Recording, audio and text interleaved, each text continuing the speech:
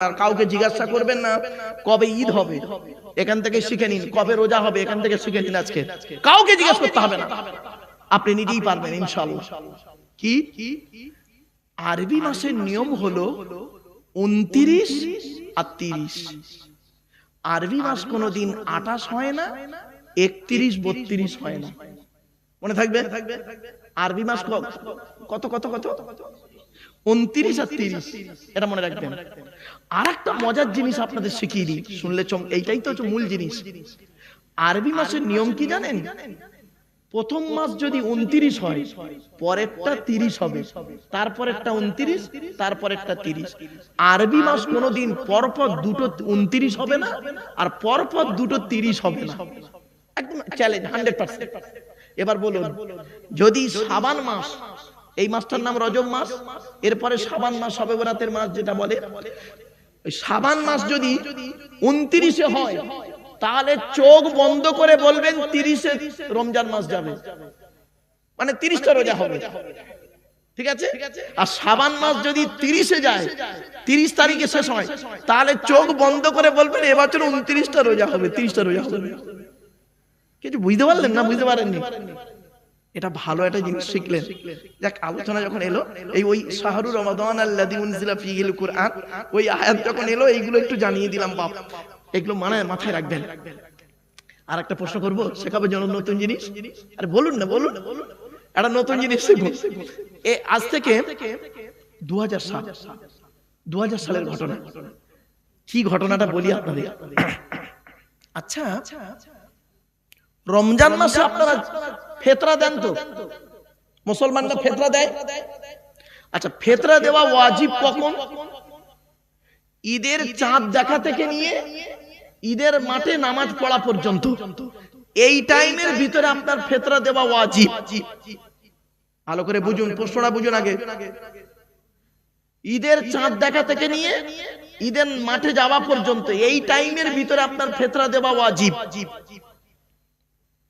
তা ঈদের চাঁদ ধরুন আপনাদের এখানে উঠলো সন্ধ্যে 6টায়, আর আপনাদের এখানে ঈদের নামাজ কটায় হয়? জাস্ট একটা বলুন না, 8টায়। তাহলে কালকে সন্ধ্যে, আজকে সন্ধ্যে 6টা থেকে নিয়ে কালকের সকাল 8টার মধ্যে আপনাকে ফিতরা দিতে হবে, তাই তো? এটা ওয়াজিব। আপনি 20 রমজান ফিতরা দিলেন কি করে? আপনার তো এখন ফিতরা ওয়াজিবই হয়নি। আপনি ঈদের পরে ফিতরা দিলেন কি করে? আপনার তো ফিতরার টাইম তো ওইটা। বেতেরের নামাজের টাইম কখন? বেতেরের নামাজ পর্যন্ত মুসলমানরা বেতের নামাজ বোঝে। বেতেরের নামাজের টাইম কখন? এশার নামাজের পরে। এশার নামাজের আগে বেতেরের নামাজ চলে? তাহলে এশার নামাজের আগে বেতেরের নামাজ পড়লেন কি করে? হবে না তো। তাহলে আপনি ফিতরা ওয়াজিব হয়েছে কখন? ঈদের চাঁদ দেখা থেকে নিয়ে আর ঈদের মাঠে যাওয়া পর্যন্ত, এই টাইমের ভিতরে তো ফিতরা ওয়াজিব। আপনি এই 20 রমজান ফিতরা দিলেন কি করে? ব্যাস, এই প্রশ্নটা এখন হয়েছে কি, আমি টাইটেলের ছেলেদের, মানে মাস্টার ডিগ্রি টাইটেল MM তখন ছিল MM, তো MM এর ছেলেদের পড়াতে পড়াতে আমি এই মশলাটা আলোচনা, মানে একটা কোরআনের আলোচনা করতে করতে আর হাদিসের একটা আলোচনা করতে করতে, আর এই আলোচনা ফট করে এসছে, আর এই বলে ফেলেছি। বললাম বল দেখি তোরা। ওরা তো অবাক। আপনারা প্রশ্ন বুঝতে পেরেছেন? তাহলে কি করে দিলেন? বেতেরের নামাজ তো হয়তো এশার নামাজের পরে, তা আপনার তো এখন ওয়াজিব হয়নি। 20 রমজান তো আপনার ফিতরা ওয়াজিব হয়নি। আপনি 20 রমজান একটা গরিবকে ফিতরা দিলেন কি করে? আবার করলেন ঈদের 4 দিন পরে একজনকে ফিতরা দিলেন কি করে? তাহলে কাজা করে ফেললেন। হ্যাঁ, সেই তো। এখন এই ওয়াজটা আমি করেছিলাম পশ্চিম বাংলার বাইরে কোন এক রাজ্যে, নাম বলছি না। এখন সেইখানের একজন মুসলমান মাস্টার, স্কুলের টিচার, উনি আমার বক্তব্যটা শুনছিলেন। শুনে ওনার মাথায় লেগেছে। উনি এখন করেছে কি বললে মারাত্মক প্রশ্ন। এখন উত্তরটা বাবা আমি স্টেজে আর দিইনি, ভুলে গেছি, আলোচনা করতে করতে ভুলে গেছি, নেমে এসেছি। ওনার মাথায় প্রশ্নটা রয়ে গেছে। এখন রমজান মাস পড়েছে, উনি এখন করেছে কি, ফোন করে পশ্চিম বাংলার বহু বক্তাকে ফোন করে জিজ্ঞাসা করছে এই মশলাটা কি হবে। এখন তো ওয়াজিবই হয়নি ফিতরা, আমি কি করে ফিতরা দেব? প্রত্যেক বক্তা বলেছে হ্যাঁ জায়েজ আছে। আরে জায়েজটা কেন আছে বলতে হবে তো, কারণ বলতে হবে তো নাকি? আরে ভাই বলুন না। কারণ বলতে হবে তো, তবেই তো আপনি জায়েজ বলবেন। কারণটা কি? তারপরে ঘুরে ঘুরে মশলাটা এই হতবাগার কাছে আসে। হঠাৎ আমার এক ছাত্র বলছে, সে এখন চাকরি করে, বলছে স্যার এরকম একটা মশলা এসছে, একটু বলুন না। কি? বলছে এরকম রোজার এই ব্যাপার। শুনে নিন, আজকের উত্তরটা বলে দিচ্ছি। প্রশ্নটা বুঝতে পেরেছেন আপনারা? আরে ভাই বলুন না একটু, প্রশ্ন বুঝতে পেরেছেন তো? এবার উত্তরটা শুনে নিন। ইবাদতের দুটো ভাগ। কটা? যতদিন বাজে মুসলিমদের বলে দিচ্ছি, ইবাদত দুই প্রকারের। কি? ইবাদতে মালি, ইবাদতে বাদানি। বাদান মানে শরীর, শরীর দিয়ে ইবাদত হয়, আর মাল দিয়ে ইবাদত হয়, টাকা পয়সা দিয়ে ইবাদত হয়। শরীর দিয়ে যে ইবাদত হয়, ওই ইবাদতের নির্দিষ্ট সময় আছে, ওই নির্দিষ্ট সময়ের মধ্যে করতে হবে। নির্দিষ্ট সময়ের আগে করলে হবে না, পরে করলে কাজা। কিছু বুঝতে পারছেন? যেমন 5 ওয়াক্ত নামাজ, 5 ওয়াক্ত নামাজ, জোহরের নামাজ আপনি টাইম আছে একটা, ওই টাইমের মধ্যে যদি পড়েন তো ভালো, টাইমটা পার হয়ে গেলে কাজা। ক্লিয়ার? ওটা হলো ইবাদতে বাদানি, শরীর দিয়ে ইবাদত। রমজান মাসের রোজা, রোজাটা রমজান মাসেই হয়, অন্য মাসে রমজান মাসে রোজা হবে না। যদি রমজান মাসের মধ্যে করতে পারেন তো আদায় হলো, আর যদি মধ্যে করতে না পারেন পরে করলে কাজা। আর রমজান মাসের আগের মাসে রোজা করলে ওই নিয়তে হবে না। তাহলে ইবাদতে বাদানি, শরীর দিয়ে যে ইবাদত হয় তার নির্দিষ্ট সময় আছে, নির্দিষ্ট দিন আছে। ক্লিয়ার? আর ইবাদতে মালি, মাল দিয়ে যে ইবাদত হয়, ওই ইবাদতের নির্দিষ্ট কোনো সময় নেই, নির্দিষ্ট কোনো তারিখ নেই, নিয়তটাই হলো মেন। তার মানে আমার ফিতরা ওয়াজিব হয়েছে কখন? সেই সন্ধ্যে 6টা থেকে নিয়ে সকাল 8টার মধ্যে ফিতরা ওয়াজিব। আমি নিয়ত করেছি যদি বেঁচে থাকি ফিতরাটা আমি আদায় করব, ওই জন্য 20 রমজানে ফিতরা দিয়ে দিলাম। ওর নির্দিষ্ট কোনো সময় নেই। যাকাত, ফিতরা, এইগুলো। তাহলে ইবাদতে দুটো ভাগ, ইবাদতে মালি, ইবাদতে বাদানি। এমন একটা ইবাদতের নাম বলতে পারেন আপনারা যার মধ্যে ইবাদতে মালি আছে, আবার ইবাদতে বাদানি আছে। শরীর দিয়ে ইবাদত হবে, আবার মাল দিয়েও করতে হবে। সেই ইবাদতটার নাম কি জানেন? হজ। কি বললাম? হজ। হজ, হজটা হলো ইবাদতে বাদানি, শরীর দিতে হবে। হজে যে কি হয়, যারা হাজী সাহেব আছে ওরা বোঝে, ওমরা টোমরা যারা করেছে না ওরা বুঝতে পারছে। শরীর দিয়ে ইবাদত, আবার ওই নির্দিষ্ট সময় আছে। জিলহজ মাসের 10 তারিখেই হজ, ওই সময়ের মধ্যে করতে হবে, আবার টাকাও লাগবে। তাহলে মালি বাদানি দুটো হলো ইবাদতের নাম, হজ আর ইবাদতে মালি, ইবাদতে বাদানি। উত্তরটা পেলেন আপনারা? আমার বাপেরা, এসব আলোচনা না খুব ডিপলি আলোচনা, আলেমুল আমাদের কাছে খুব ভালো লাগবে, কিন্তু আম মানুষ যারা বুঝতে পারে না তাদের কাছে মনে হবে যেন গল্প করছে বেকার বেকার। চলুন এবার প্রশ্ন করুন কোরআনকে। কোরআন তুমি বলো, তুমি পৃথিবীতে নাজিল হলে কবে? কোরআন বলছে রমজান মাসে নাজিল হয়েছি। আবার প্রশ্ন করুন কোরআন তুমি বলো, রমজান মাসে নাজিল হয়েছে, কোন তারিখে নাজিল হয়েছে বলো? কোরআন নিজেই বলছে ইন্না আনজালনাহু ফি লাইলাতিল কদর, আমি লাইলাতুল কদরের রাতে কোরআন নাজিল হয়েছি। এজন্য আপনাদেরকে অনুরোধ করে বলে যাচ্ছি, লাইলাতুল কদরের রাতটা ইবাদতের রাত। এখন লাইলাতুল কদরটা কবে?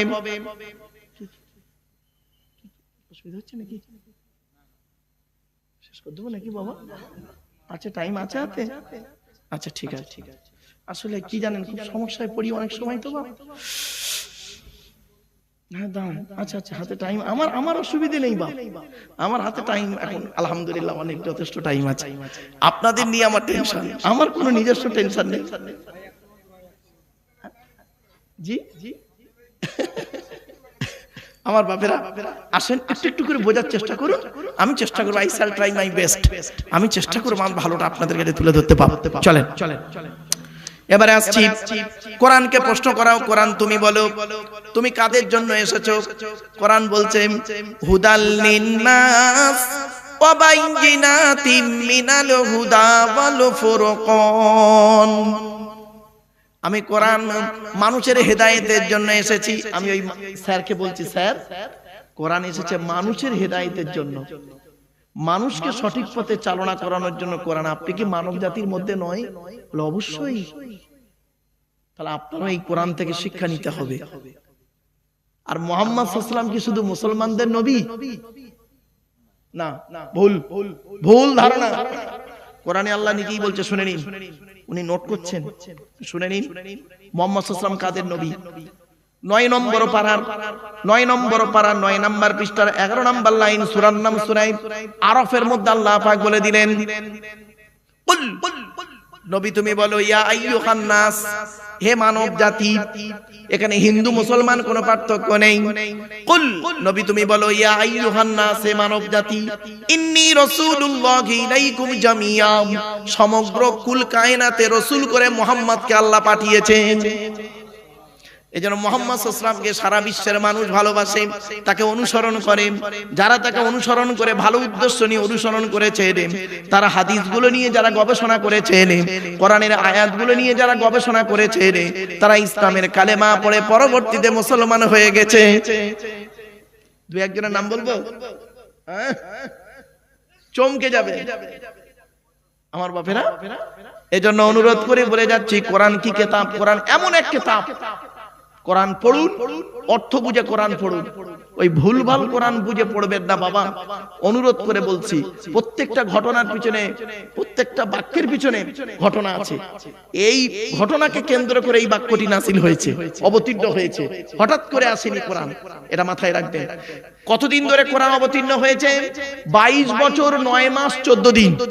কত 22 বছর 9 মাস 14 দিন, কম বেশি 23 বছর ধরে এ কোরআন অবতীর্ণ হয়েছে। একদিনে হয়নি বাপ।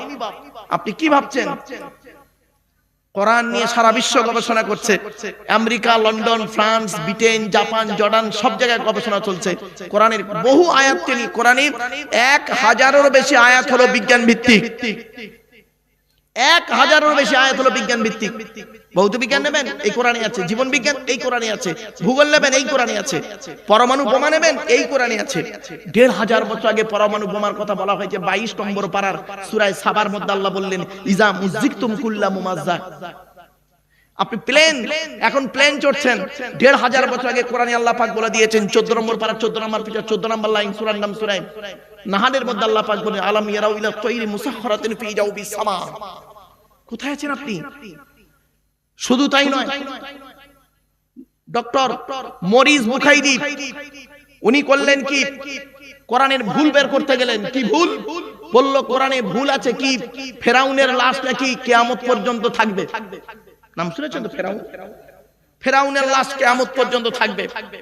ডক্টর মরিস বুখাইরি উনি করলেন কি, গবেষণা শুরু করলেন কোরআনের ওই আয়াতকে নিয়ে। 11 পারায় সূরা ইউনূসের আয়াতকে নিয়ে গবেষণা করলেন। কখন? যে কোরআনে লেখা আছে মুসা নবী দলবল নিয়ে যাচ্ছে, পেছনে ফেরাউনের দলবল। মুসা নবী করেছেন কি, আল্লাহকে বললেন, আল্লাহ সামনে সমুদ্র, সামনে পানি, পেছনে শত্রু, কি করব? তো আল্লাহ বললেন, তুমি তোমার হাতের লাঠিটা ফেলে দাও। মুসা নবীর হাতে একটা লাঠি ছিল, নাম শুনেছেন? আচ্ছা, ওই লাঠিটা মুসা নবী কোথায় পেলেন? মুসা নবী কোথা থেকে পেলেন? গাছের ঢাল ভাঙলেন নাকি? না না না, আদম আলাইহিস সালাম যখন জান্নাত থেকে এসেছিলেন, অনেক কিছু নিয়ে এসেছিলেন। তার মধ্যে একটা গাছের ডাল ভেঙে এনেছিলেন, আর একটা পাথর নিয়ে এসেছিলেন। সেই পাথরটার নাম হলো হজরে আসওয়াদ। যে হাজী সাহেবরা যে পাথরটায় গিয়ে চুমা দেয়, ওই পাথরটা আদম নবী সঙ্গে করে নিয়ে এসেছিলেন। জোরে বলুন সুবহানাল্লাহ। আর একটা গাছের ডাল ভেঙে এনেছিলেন। সেই গাছের ডাল ভাঙাটা কি জানেন? আদম নবীর পরে আদম নবীর সন্তান শীষ নবীর কাছে গেল ওই ডালটা, তারপরে গেল একের ইদ্রিস নবীর কাছে, তারপরে আস্তে আস্তে এলো কার কাছে? লাস্টে এলো মুসা নবীর কাছে। মুসা নবীর কাছে ওই লাঠিটা এলো। মুসা নবীর কাছে যখন এলো, তার কারামতি, এই মুজিজা, ওই লাঠির মুজিজা মুসা নবীর মাধ্যমে আল্লাহ পাক দেখিয়ে দিলেন। সেই জান্নাতের গাছের ডাল ভাঙা, ওই ডালটা ভাঙা, ওই লাঠিটা। ভাববেন না যে ওই যাইতাই লাঠি ওটা। তো মুসা নবী বললেন আল্লাহ আমি কি করব এমন সময়? তখন আল্লাহ পাক বললেন মুসা তুমি এক কাজ করো, তোমার হাতে যে লাঠিটা আছে ওই লাঠিটা ফেলে দাও। যেই ফেলে দিল 12টা রাস্তা হয়েছিল। কটা রাস্তা বাবা? 12টা রাস্তা হলো। প্রত্যেক রাস্তা দিয়ে দলবল চলে গেল। মুসা নবী ওপারে পার হয়ে গেল। তারপর আল্লাহ পাক বললেন মুসা এবারে লাঠিটাকে তুলে নাও। যেই তুলে নিল পানি একত্রিত হয়ে গেল। ফেরাউনের দলবল তখন মাঝখানে, ফেরাউনের দলবল মাঝখানে পানিতে ঢুকে মরে গেল। ফেরাউনের দলবল যখন মরে যাচ্ছিল, ফেরাউন নিজে তখন কি বলছিল শুনো। ফেরাউন নিজে তখন বলছিল ক্বালা আমানতু আন্নাহু লা ইলাহা ইল্লাল্লাযী আমানাত বিহি বানু ইসরাঈল ওয়া আনা মিনাল মুসলিমিন। আমি ঈমান আনছি তার উপরে, বনি ইসরাঈলরা যার উপরে ঈমান এনেছে আমি তাকে বিশ্বাস করছি। তখন আল্লাহ পাক বললেন আল আনা কদ আসাইতা ক্বাবলু ওয়া কুনতা মিনাল মুফসিদিন। আল্লাহ পাক বললেন এই তো কিছুক্ষণ আগে তুই আমার বিরোধিতা করছিলিস, ঠিক আছে আমি আল্লাহ আজকের করলাম কি তোর দেহটাকে ফালিয়াউমা নুনাজ্জিকা বিবাদানিকা লিতাকুনা লিমান খালফাকা আয়া ওয়া ইন্না কাসীরাম মিনান নাসি আন আয়াতিনা লাগাফিলুন। তোর দেহটাকে আমি কিয়ামত পর্যন্ত রেখে দিলাম। তোর দেহ দেখে বিশ্বের মানুষ তারা ভাববে যে ফেরাউন বলে একজন ব্যক্তি ছিল, আল্লাহর বিরোধিতা করেছিল, নবীর বিরোধিতা করার কারণে তার দশা এইরকম হয়েছে। আজও পর্যন্ত 3700 বছরের লাশ, আজও সেই লাশ রয়েছে ফেরাউনের লাশ। কোথায় পেয়েছেন? কোরআনের এই আয়াতকে নিয়ে ডক্টর মরিস বুখাইলি গবেষণা করে অবশেষে ইসলাম গ্রহণ করে ফেললেন। জোরে বলুন। যারা কোরআনকে নিয়ে গবেষণা করতে গেছে তারাই কোরআনের ভালোবাসায় পড়েছে। বাস্তবটাই বললাম। কোরআন পড়ুন, সঠিকভাবে পড়ুন আর গবেষণা করুন, করলেই পাবেন। কোরআন হচ্ছে পৃথিবীর সবকিছু এই কিতাবটির ভিতরে রয়েছে। 6666টা আয়াত বা বাক্যের ভিতরে সুন্দর করে টু দি পয়েন্টের উপরে ইঙ্গিত দেওয়া আছে, সূত্র হিসাবে আল্লাহ পাক দিয়ে দিয়েছেন। চলুন একবার একটু দরুদ শরীফ। আল্লাহুম্মা সাল্লি আলা মাওলানা মুহাম্মদ ওয়া আলা আলি সাইয়্যিদিনা মাওলানা মুহাম্মদ। আমার বাপেরা, আমি বুঝতে পারছি এই আলোচনা শুনতে গেলে না একটু ধৈর্যের পরিচয় লাগবে। যাই হোক, আপনাদেরকে আমি বক্তব্য শেষের দিকে নিয়ে যাব, আর বেশি নয়। তবে শেষের দিকে বক্তব্যগুলো একটু গুরুত্ব দিয়ে শুনুন। বুঝতে না পারলে আমাকে বলুন। কিয়ামতের মাঠে আল্লাহ পাক আমাদেরকে দুই দিকের প্রশ্ন করবে। কদিকে বাবা, এ বাবা তুই বাদামটা খেয়ে নে, খেয়ে নে, ভালো হবে। আসলে কি জানেন, এইভাবে জলসা দেবেন না। জলসার একটা গুরুত্ব আছে। কষ্ট করে আসি তো, রাগ করবেন না। আমি এটাকে ক্লাস বলে মনে করি, এটাকে একটা ক্লাস বলে মনে করি। এমএ সেকেন্ড ইয়ার স্টুডেন্টদের যখন পড়াই তখন 1 ঘন্টা, 1.5 ঘন্টা, 2 ঘন্টা চলে যায়। তো এটাকে একটা ক্লাস বলে মনে করি। 2.5-3 ঘন্টার একটা ক্লাস হবে। এই ক্লাসের মধ্যে অনেক কিছু শেখা, বোঝা, জানা হবে। এজন্য আমি অনুরোধ করব আপনাদেরকে, প্লিজ অ্যাটেনশন নিয়ে কথাগুলো একটু শুনুন, আপনার লস হবে না। এতটুকু বলতে পারি আপনাকে, প্লিজ একটু শুনুন। বেশি সময় দিতে হবে না, কয়েক মিনিট একটু সময় দিন, গুরুত্ব দিয়ে শুনুন। আমি অনুরোধ করছি আপনাদেরকে। চলুন, কিয়ামতের মাঠে সৃষ্টিকর্তা আমাকে আপনাকে দুই দিকের প্রশ্ন করবে। দুই দিকের প্রশ্ন। 1 নাম্বার প্রশ্ন হবে হুকুকুল্লাহ, আল্লাহর হক সম্পর্কে। 2 নাম্বার প্রশ্ন হবে হুকুকুল ইবাদ, বান্দার হক সম্পর্কে। চলুন প্রথমে আমরা আলোচনা করি আল্লাহর হকটা কি। এই আলোচনা মাথায় রাখুন। এর মাঝখানে একটা ছোট্ট একটা টপিক বের করে আনি অ্যাটেনশন হওয়ার জন্য। এই মাসটার নাম ছিল রজব মাস, তাই তো? আল্লাহ নবী মেরাজে গিয়েছিলেন, তাই তো? আরে ভাই বলুন না, কথা বলুন না। জান্নাত জাহান্নাম দেখলেন, তাই তো? তো জান্নাতে কি দেখলেন, জাহান্নামায় কি দেখলেন, সংক্ষেপে একটু দয়া করে একটু শুনে যান। নবীজি জান্নাতের ভিতরে হাঁটছিলেন, স্বর্গের ভিতরে হাঁটছিলেন। হাঁটতে হাঁটতে হঠাৎ একজনের জুতোর আওয়াজ নবীর কানে এলো। জুতোর আওয়াজ জান্নাতের ভিতরে। নবীজি মনে মনে ভাবলেন, স্বর্গের ভিতরে, জান্নাতের ভিতরে জুতোর আওয়াজ কার রে? নবীজি বলছেন আমি ঘুরে তাকিয়ে দেখি সামিতু খসখসাতান আমামি ফিল জান্নাতি ফাইজান বেলালুন, বেলালের জুতোর আওয়াজ।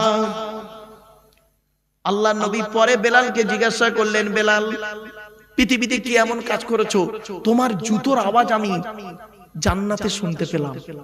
বেলাল ঝরঝর করে কাঁদছে। বেলাল কি বলছে জানেন? সংক্ষেপে বলে দিচ্ছে, শুনে নিন, মা বোনেরাও শুনুন। বেলাল বলছে, হে নবী, পৃথিবীতে তেমন কোনো কিছু করতে পারিনি আমি, তবে দুটো কাজ করি। কি?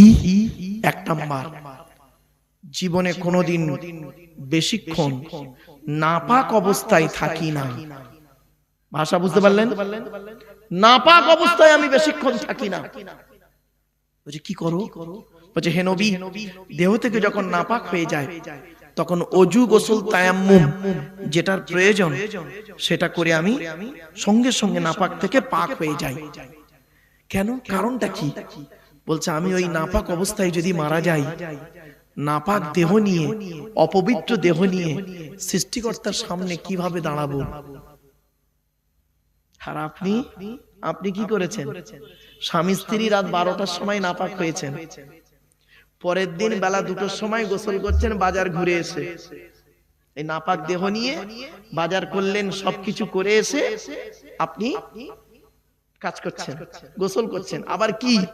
গোসলের 3টে ফরজ, গড়গড়া সহ কুল্লি করা, নাকের নরম গোস্ত পর্যন্ত পানি পৌঁছানো, সারা শরীরটা ভালো করে ধৌত করা, 3টি আদায় করলেন না।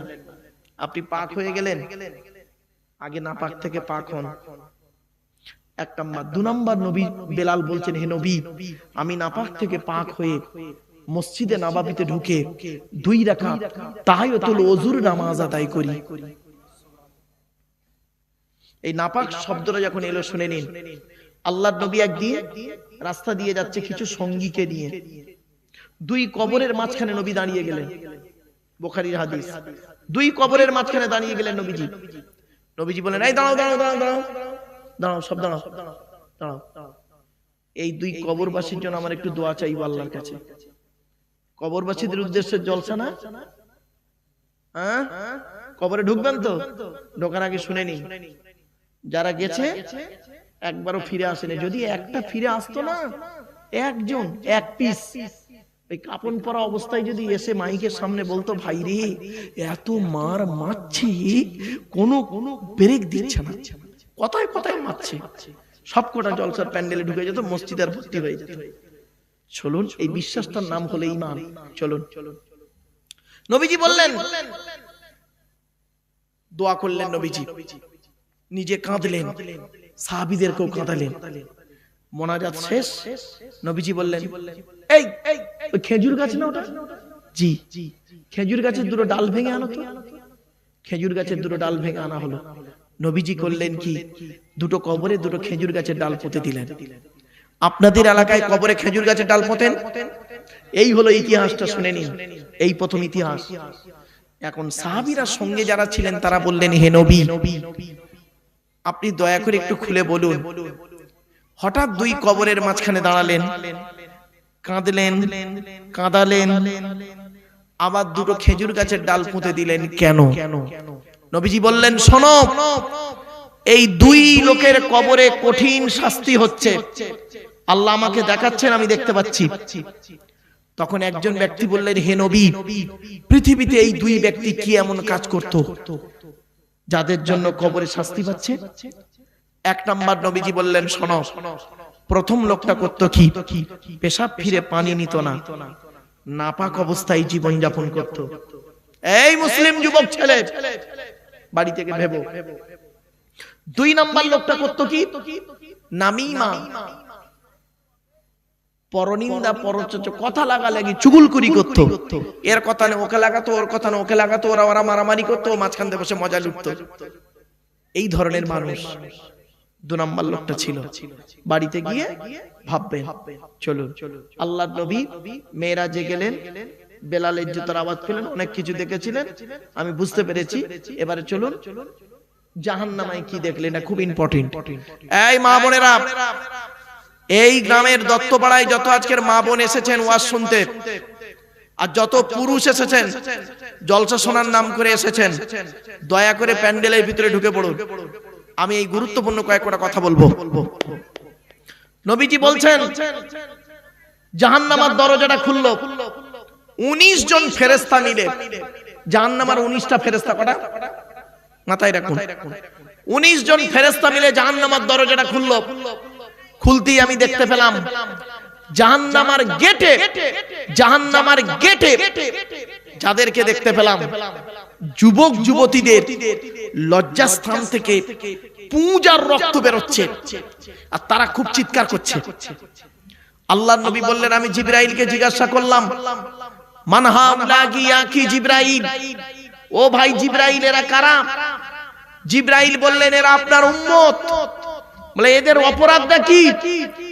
জিবরাইল বললেন, এরা হলো পৃথিবীতে জেনাকারী ব্যভিচারকারী নারী আর পুরুষ। হে জলসা কমিটি, জলসা দেন ভালো কাজ, কিন্তু দয়া করে জলসা দেওয়ার আগে মেলা বসাবেন না। আর 2 নাম্বার কথা বলে যাচ্ছি, অনুরোধ করছি আপনাদেরকে, জলসা কমিটি স্ট্রং হয়ে একটাই কথা বলবেন, যত মেয়ে ছেলে এসেছে প্রত্যেক মেয়েকে বলবেন, দয়া করে আপনি আপনার প্যান্ডেলে যান, নইলে বাড়ি চলে যান। পুরুষদেরকে বলবেন, দয়া করে আপনি প্যান্ডেলে যান, নইলে বাড়ি চলে যান। কেন? যদি আজকের এই জলসায় কোন যুবক যুবতী ব্যভিচার করে, আর ওই ব্যভিচারের পাপের বোঝা ওই যুবক যুবতীর বাম্মার ঘাড়ে পড়বে, জলসা কমিটিরও ঘাড়ে পড়বে। কি ভাবছেন? জলসা খুব সেনসিটিভ জিনিস। আমরা তো জলসাটাকে ক্যাজুয়াল মনে করি, কিন্তু না, ক্যাজুয়াল জিনিস নয়, এটা সিরিয়াসলি ম্যাটার। চলো না, গিয়ে যাচ্ছি। আর একটু নবীজি করলেন কি, একটু দূরে তাকিয়ে দেখলেন কিছু লোকের গাল থেকে গোস্ত খসে পড়ে যাচ্ছে, পচে পচে মাংস খসে পড়ে যাচ্ছে। জিবরাইলকে জিজ্ঞাসা করলেন, ও ভাই জিবরাইল, এরা কারা? জিবরাইল বলল, এরা হলো আল খুম্মার, মদ্যপানকারী, মদ খেত এরা পৃথিবীতে। এই কোরআনে আছে 4 জায়গায় মদ খাওয়া হারাম।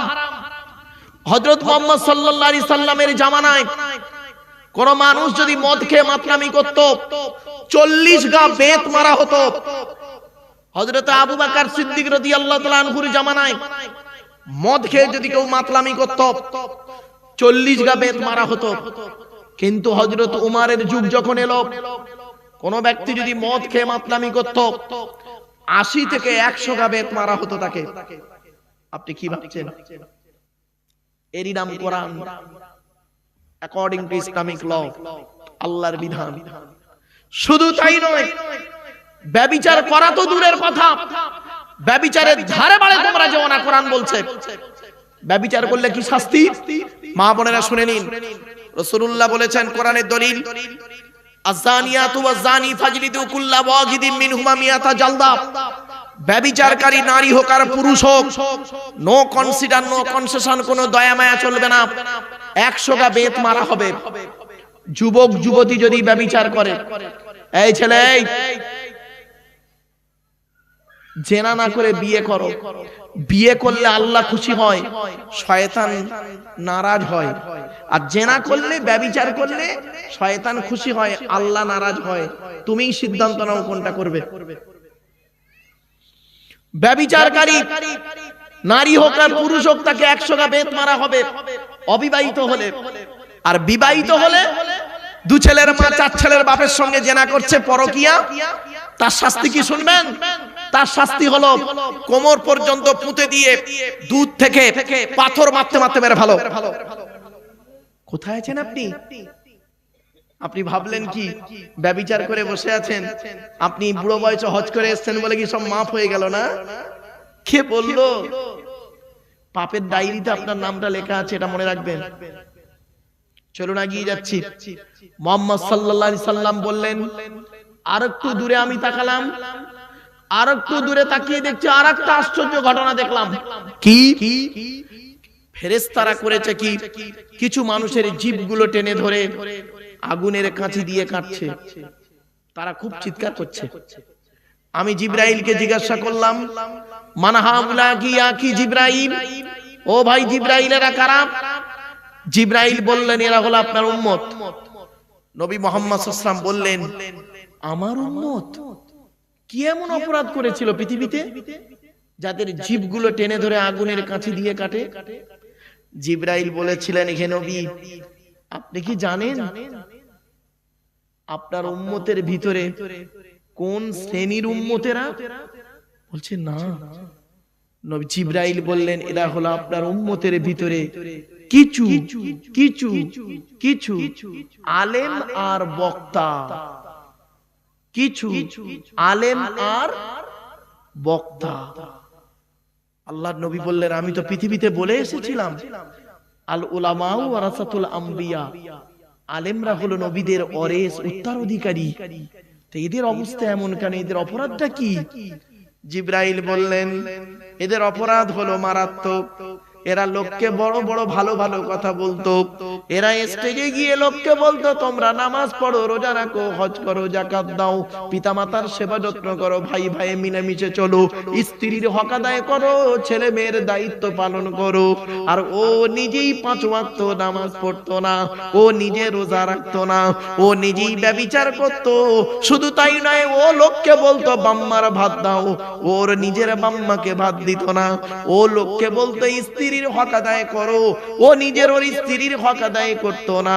এই জন্য কিয়ামতের মাঠে ওদেরকে জাহান্নামে ফেলে জিভগুলো টেনে ধরে আগুনের কাঠি দিয়ে কাটা হচ্ছে। ইয়া আইয়ুহাল্লাযীনা আমানু লিমা তাকুলুনা মা লা তাফআলুন কাবুরা মাকতান ইনদাল্লাহ আও তাকুলু মা লা তাফআলুন। 28 নম্বর পারা 10 নম্বর পৃষ্ঠা 12 নম্বর লাইন, সূরার নাম সূরা সফের 2-3 নম্বর আয়াতে আল্লাহ বলছেন, হে ঈমানদার বান্দাগণ, ওগুলি কেন তোরা লোককে বলিস যেগুলি তোরা নিজেরা করিস না? কাবুরা মাকতান ইনদাল্লাহ, আল্লাহর কাছে অপছন্দনীয় জিনিস ওই সমস্ত। আনতাকুলু, তোরা লোককে বলে বলে বেড়াস, মা লা তাফআলুন, যেগুলি তোরা নিজেরা করিস না। এরপরে আল্লাহ বলছেন, এই আব্দুল্লাহ গিলমারুফ, তুই নিজে আগে জাহান্নামের আগুন থেকে বাঁচ, তোর স্ত্রী ছেলে মেয়েকে জাহান্নামের আগুন থেকে বাঁচা। ইয়া আইয়ুহাল্লাযীনা আমানু কু আনফুসাকুম ওয়া আহলিকুম নারা। 28 নম্বর পারার 19 নম্বর পৃষ্ঠার 12 নম্বর লাইন, সূরার নাম সূরা তাহরিমের 6 নম্বর আয়াত। হে ঈমানদার বান্দাগণ, তোরা নিজে আগে জাহান্নামের আগুন থেকে বাঁচ, স্ত্রী ছেলে মেয়েকে জাহান্নামের আগুন থেকে বাঁচা।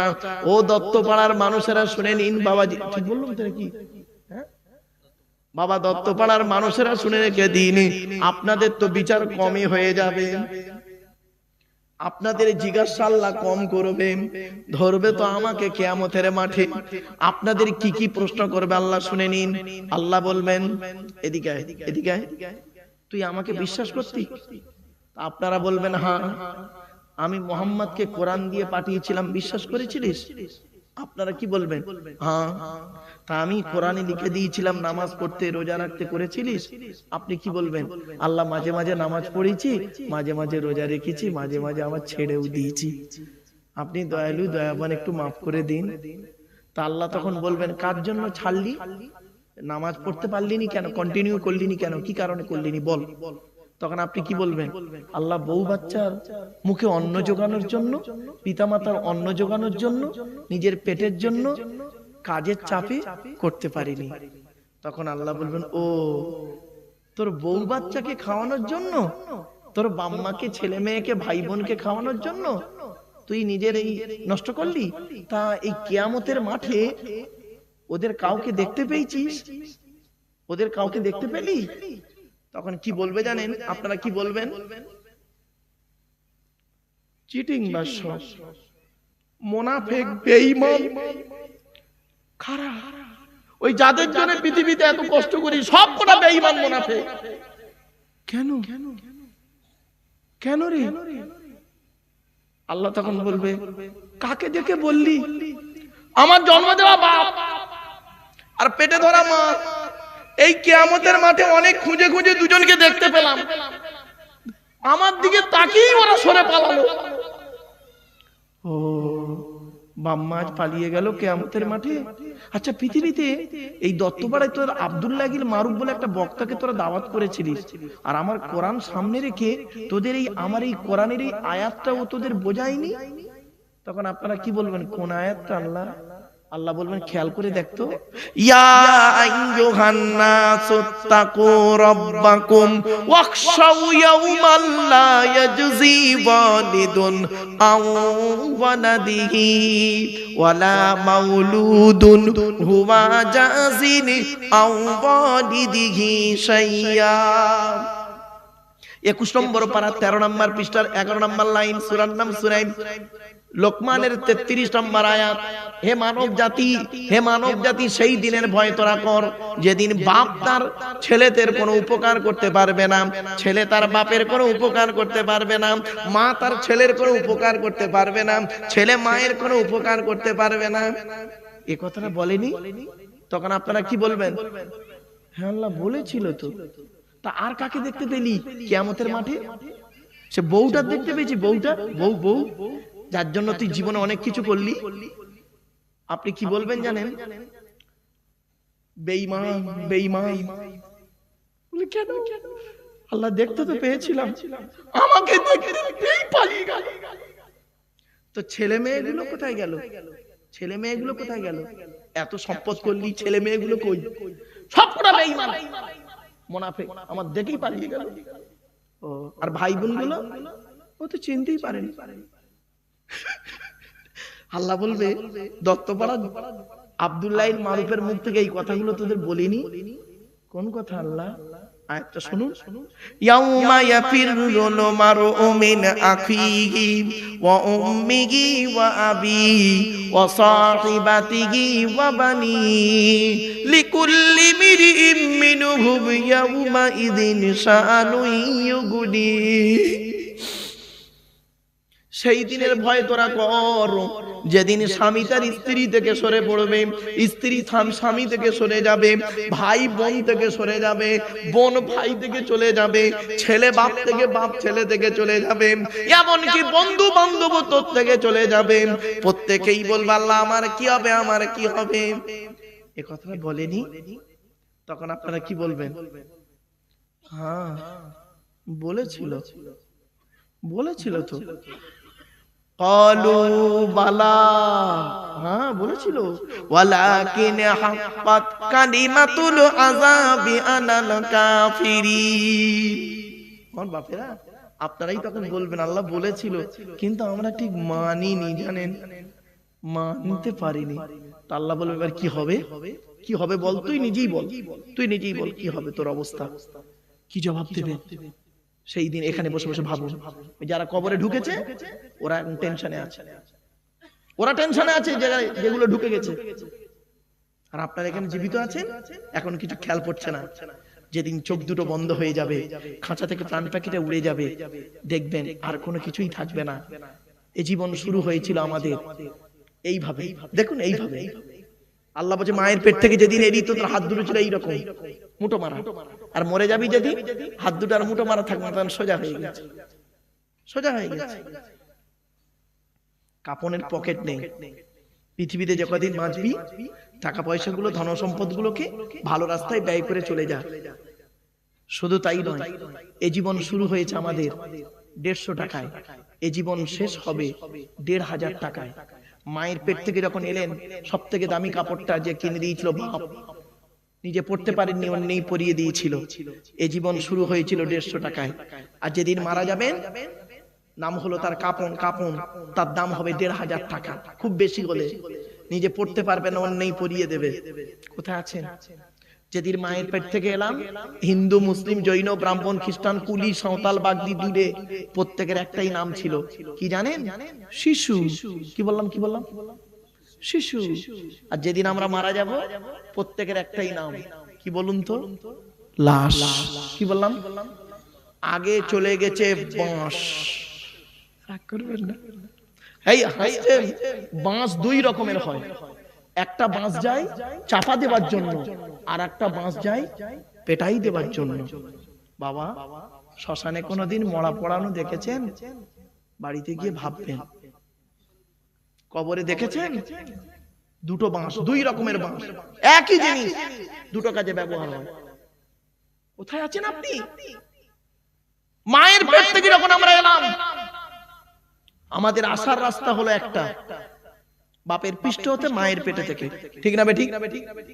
যাওয়ার রাস্তা কিন্তু আলাদা। কেউ যায় শ্মশানে, কেউ যায় কবরে, কেউ যায় গর্তে। বাড়ি থেকে ভাববেন, কেউ আবার বাঘের পেটে, হাঙরের পেটে হয়ে গেল। এখানে বসে বসে ভাবুন, এখানে বসে বসে ভাবুন, ভাবার নাম ওয়াজ। শুনে বুঝে প্র্যাকটিক্যাল করুন। চলুন এগিয়ে যাচ্ছি, সোনার লোকের অভাব রে বাপ, চলুন এগিয়ে যাই। এবার আসছি, আল্লাহর নবী মেরাজ এইগুলো দেখলেন। আপনাকে প্রশ্ন করতে হবে, জবাব দিতে হবে আপনাদেরকে। এখানে যত হিন্দু মুসলিম প্রত্যেকেই আপনারা দাঁড়িয়ে বসে আছেন, প্রত্যেকের জবাব দিতে হবে, কিন্তু 10টা প্রশ্নের উত্তর দিতেই হবে। 10 রকম প্রশ্নের উত্তর দিতেই হবে পুরুষদেরকে। এই 10 রকম প্রশ্ন পুরুষদের হবে, এর উল্টো হবে নারীদের। কি কি? 1 নাম্বার, কিয়ামতের মাঠে আল্লাহ বলবেন, এই এদিকে আয়, স্বামী হিসাবে কতটা দায়িত্ব পালন করেছিস? এখানে যত স্বামী আছেন বাড়িতে গিয়ে ভাববেন স্ত্রীর কতটা দায়িত্ব পালন করেছেন। 2 নাম্বার, পিতা হিসাবে কতটা দায়িত্ব পালন করেছিস? এখানে যারা বাপ হয়েছেন, জন্ম দেওয়া ছেলে মেয়ে জন্ম দিয়েছেন, কতটা দায়িত্ব পালন করেছেন বাড়ি থেকে ভাববেন। 3 নাম্বার, ভাই হিসাবে কতটা দায়িত্ব পালন করেছিস? বোনের ফারাই যে অংশগুলো দিয়েছিলিস। 4 নাম্বার, ছেলে হিসাবে কতটা দায়িত্ব পালন করেছেন? পিতামাতার হক আদায় করেছেন? আগে ভালো ছেলে হন, পরে ভালো জামাই হবেন। আমরা এখানে যা আছি, ভালো জামাই হতে পেরেছি, ভালো ছেলে হতে পারিনি। আমার শ্বশুর আমাকে বলে আমার জামাই খুব ভালো, আমার শাশুড়ি আমাকে বলে আমার জামাই খুব ভালো। আর আমার জন্ম দেওয়া বাপটা কি বলে জানেন? ও জন্ম দিয়ে পাপ করেছি। পেটে ধরা মাটা কি বলে শুনবেন? পেটে ধরে ভুল করেছি। কেন কেন? বাড়ি থেকে ভাববেন। 75 বছরের বুড়ো বাপ, 75 বছরের বুড়ো বাপটা যদি 50 বছরের ছেলেটাকে একবার আব্বা বলে ডাকে, জানবেন 75 বছরের বুড়ো বাপের আব্বা ডাকটা হলো আল্লাহর রহমতের আরশে আজিমের ডাক। বাড়ি থেকে ভাববেন। 5 নাম্বার হলো চাচা হিসাবে কতটা দায়িত্ব পালন করেছেন? এখানে যত চাচা বা কাকা বসে আছেন, বাপ মারা গেছে, চাচা বেঁচে আছে, ছোট ছোট ভাইপোদের সম্পত্তি নিজের নামে রেকর্ড করে নিয়ে বসে আছেন, তাই না? চলুন কবরে, ওই মাঠে দেখা হবে। 6 নাম্বার হলো খুব ইম্পর্টেন্ট, দুলা ভাই হিসাবে যারা আছেন। কি ভাই বলেন? দুলা ভাই বলেন না বোনাই বলেন? কোনটা? দুটা। এই বোনাইদের আর দুলা ভাইদের যে কি করবে আল্লাহ কিয়ামতের মাঠে, তোদের ওই মাঠে চ। শালির সঙ্গে খুব ইয়ারকি মারা না? শালির সঙ্গে খুব ইয়ারকি মেরেছিলে না? কিয়ামতের মাঠে তোমার মতো বোনাইকে জাহান্নামায় দেওয়া হবে। এই দুলা ভাই আর বোনাইয়ের সঙ্গে আরেক পিস আছে, সেই পিসটার নাম শুনুন, দেওর। কি বললাম? খাতারনাক জিনিস, খাতারনাক। আল্লাহ, এই মা বোনেরা শুনে নিন, আল্লাহর নবীর কাছে একদিন নারী জাতিরা এসেছে, এসে বলছে, হে নবী, পৃথিবীতে আমরা কাকে বেশি ভয় করব বলুন? আল্লাহর নবী বললেন, তোমরা মরণকে ভয় করো। এই কি দেওর না ভাসুর? কোনটা? এ পালাচ্ছে নাকি? আসবে, ও আসবে, ছেলে ভালো। আর কয়েক মিনিট বাপ একটু ধৈর্যের পরিচয় দিন। শোনেন, বাস্তব বলছি আপনাদেরকে। নবীজি বলেছেন, দেওর থেকে দূরে সরে থাকো, মৃত্যুর মতো দেওরকে ভয় করো। এখানে অনেক দেওর আছে, দেওর কি হিন্দু কি মুসলিম, ভাবিদের সঙ্গে যত নোংরা নোংরা ইয়ারকি করে, হারাম হারাম হারাম। এবার আসছি 7 নাম্বার। 6 নাম্বার হলো 7 নাম্বার, খালু। খালার বরকে কি বলেন? এখানে যত খালু আছে ওদের ব্যবস্থা যে কি হবে, চলো। এর সঙ্গে আরেক পিস আছে, ফুপুর বরকে কি বলেন? জামাই বাবু, ফুপা। 8 নাম্বারটা খুব ইম্পর্টেন্ট, খুব ইম্পর্টেন্ট, খুব ইম্পর্টেন্ট, মামা। এখানে যত হিন্দু মুসলমান মামা আছে, মামা, এই মামাদেরকে আল্লাহ কিয়ামতের মাঠে ধরবে। এদিকে আয়, তোর বোনের স্বামীটা অ্যাক্সিডেন্টে মারা গেল, দুটো ছোট ছোট বাচ্চা রেখে। ঈদের সময়, পুজোর সময় তুই কি করেছিলিস? তোর বউ বাচ্চার জন্য ভালো ভালো কিনলি, আর ভাগনা ভাগ্নির খবর নিলি না, তোর মতো মামা আজকের জাহান্নামী নরকবাসী বাড়ি থেকে ভাববেন।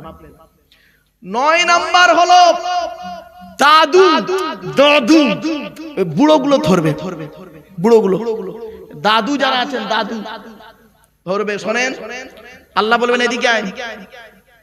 তো 4টে ছেলে দিয়েছিলাম, বড় ছেলেটা চাকরি করতো না, প্রচুর টাকার মালিক ছিল বড় ছেলে। বড় ছেলের ছেলেকে তুই বেশি করে লজেন কিনে দিতি, বিস্কুট কিনে দিতি। আর ছোট ছেলেটা টোটো চালাতো, তার ছেলেকে তো একবার দেখলিনি।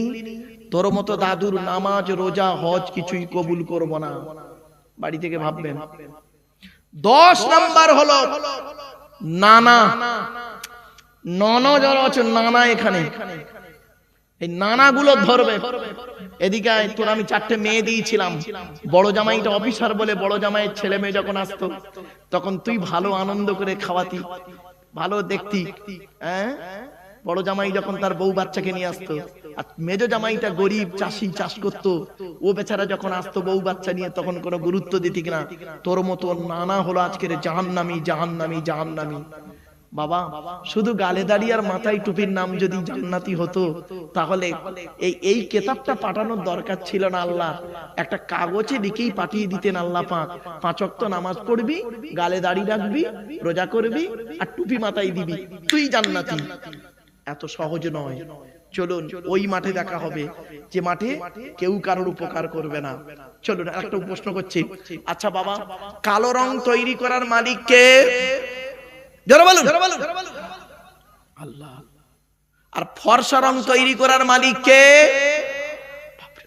এত আল্লাহওয়ালা লোক এখানে বসে আছে, আমার জানা ছিল না। এই মুসলমান হিন্দুর বাচ্চারা, মুসলমানের বাচ্চা হিন্দুর বাচ্চারা, কালো রং তৈরি করার মালিক যদি আল্লাহ হলো, ফর্সা রং তৈরি করার মালিক যদি আল্লাহ হলো, তাহলে কালো মেয়েকে বিয়ে করতে গেলে কেন এক্সট্রা 20,000 টাকা লাগে? তোমার বাপের শ্মশান কেনার কাঠ কম পড়েছে বুঝি? তোমার বাপের কাপড় কেনার কাপড় কম পড়েছে বুঝি? কবরে চলো। বাংলায় একটা কথা আছে, নদীর জল ঘোলা ভালো, জাতের মেয়ে কালো ভালো।